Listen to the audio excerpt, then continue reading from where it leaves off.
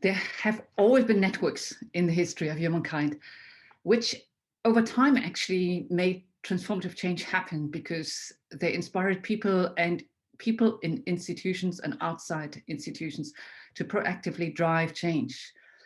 Inspired by these new visions and the future regarding democracy, human rights, nature protection, or climate change mitigation, people actually operated in these networks and in distributed collective action.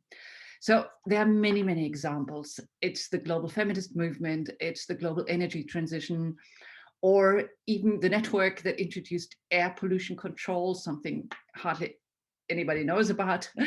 And so there are in sustainable value chains, in new economic approaches, there are many, many networks. And this is increasingly a way of operating.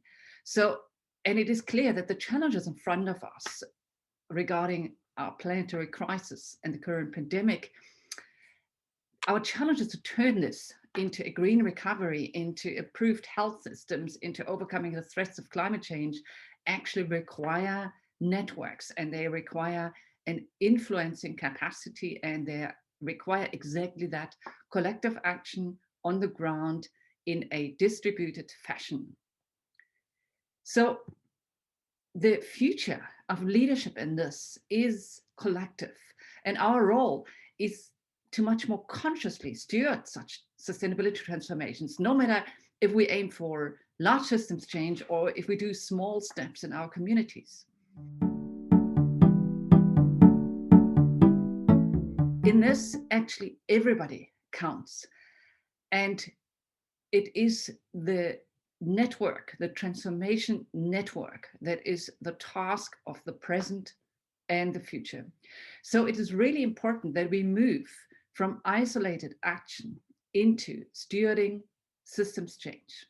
And that is important because there are so many projects and initiatives, and all of them might be really, very important, but they almost come across as targeted, isolated action.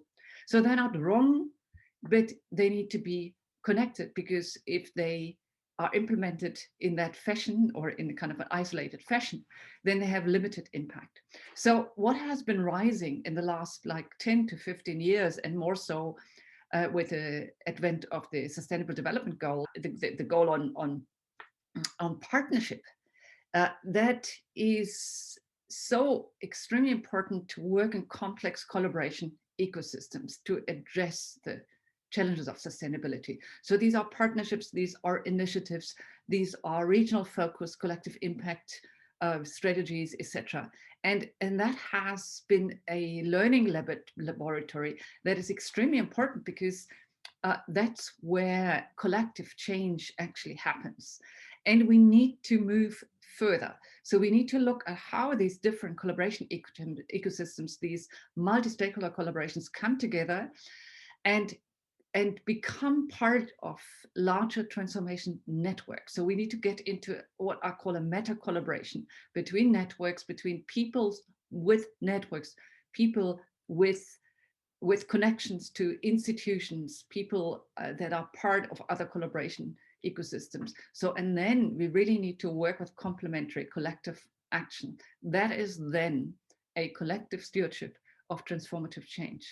And that actually needs to lead to what I would call a transformation system. So these are large systems intervention strategies of many different actors at many different levels that actually may not be coordinated, but act in a complementary way.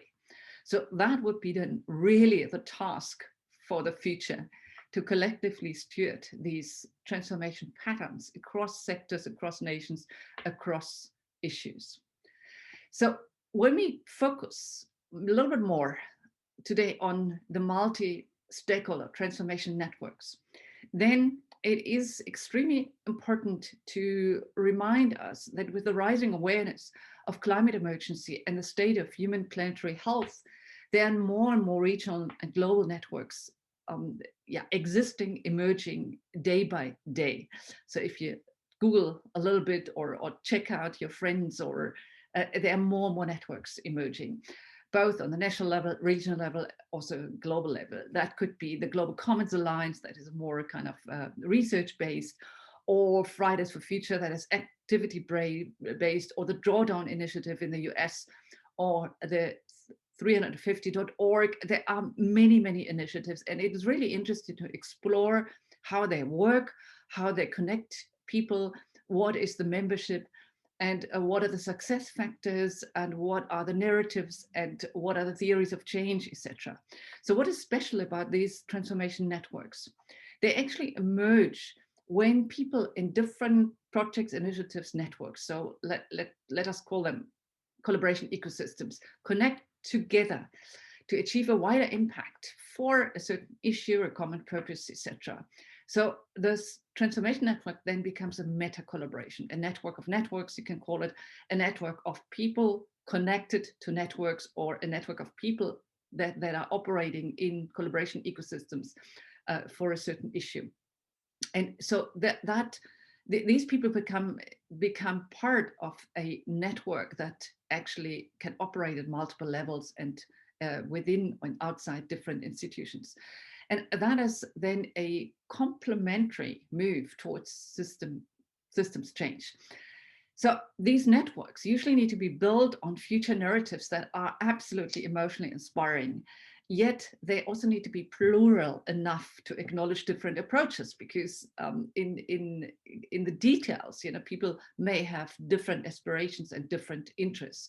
So the future narrative needs to be an overarching narrative that people want to contribute to, but how it is being implemented in a transformation network needs to be very, very different. So what is important for these transformation networks to really become transformative, that the network members don't just simply exchange knowledge and or come together in a platform, or feel part of community. These are all very important aspects, but they need to know each other's expertise, experience, strength, and each other's influencing capacity, because that is what makes the network in the end transformative. So it is really about driving that collective action across institutions and countries and even cultures. That is important. So how do such transformation networks become impactful and alive, thriving, and full of vitality? Successful networks that have a strong influence also in the past, but more so in the future, because the future networks are usually related not to necessarily stay in power or kind of hold something in place that is blocking the future, but they are deliberately formed to transform systems, to transform our way of doing things, and to bring in innovation. So they usually require to look at certain features, and looking at these features, keeping them in mind in building these networks and running these networks, and also in evaluating where we stand in such a network, are extremely important. These different features can be called network enablers, because they are deliberately used to design, build, and to maintain networks so that they are alive and impactful, and the likelihood of impact increases. So the issue here is to really go into the details of what these network enablers are.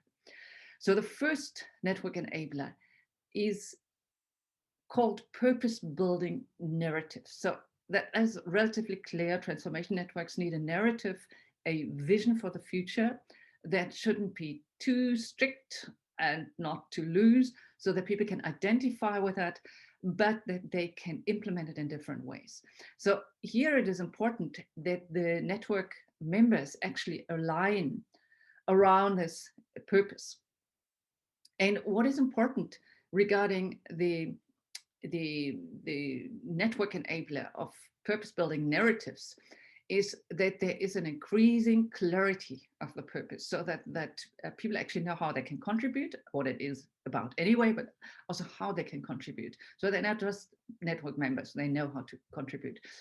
It is about inclusivity because members need to know, how broad the network is. And it is also about accountability. So real transformation networks don't just take on anybody, but people will have to show how they advance the purpose of the network. So that is extremely important. In terms of the next enabler, it is quite interesting that networks, transformation networks, require dynamic structures. If the structures of networks is too rigid, or if let's say the entire focus is more on positioning or on board membership or anything like that, then usually networks become less alive, and kind of lots of struggles may occur. So what is important in designing and maintaining networks is that these structures are dynamic. So they need to engage members, and so that often requires a secretariat, and they need to connect members with each other. So because that's the benefit of transformation networks, that members are connected not with a centralized board, but necessary, but with each other, so that they can then create self-organized collective action teams around issues and exchange around what they do. And the next network enabler is looking at what are the novel pathways. So it is really about creating approaches that acknowledge expertise, but also contribute to expertise building, and where the network members actually over time strengthen their knowledge base around the issue, because that is so extremely important. So it's a way of exchanging, it is a way of distributing knowledge, it's about a way of understanding each other and understanding what the different network members do. But it is also about keeping up to date with trends and developments, and there lies a huge potential in networks to accelerate that knowledge base and to accelerate with that the awareness of the possibility of change. The next enabler for networks is called value creation. So it is clear that the members of the network not only appreciate each other's expertise, although they might be hugely different, but have that attitude of an appreciation of differences, because networks cannot be kind of very strongly aligned like organizations. Networks need to be diverse. The potential of networks lies in that diversity. So that appreciative approach is extremely important, and similarly important is the balancing of interests, because there will necessarily be conflicts or people who say, no, we need to go this way or we need to go another way. So it's a constant negotiation, which is actually kind of modeling the future of being with each other.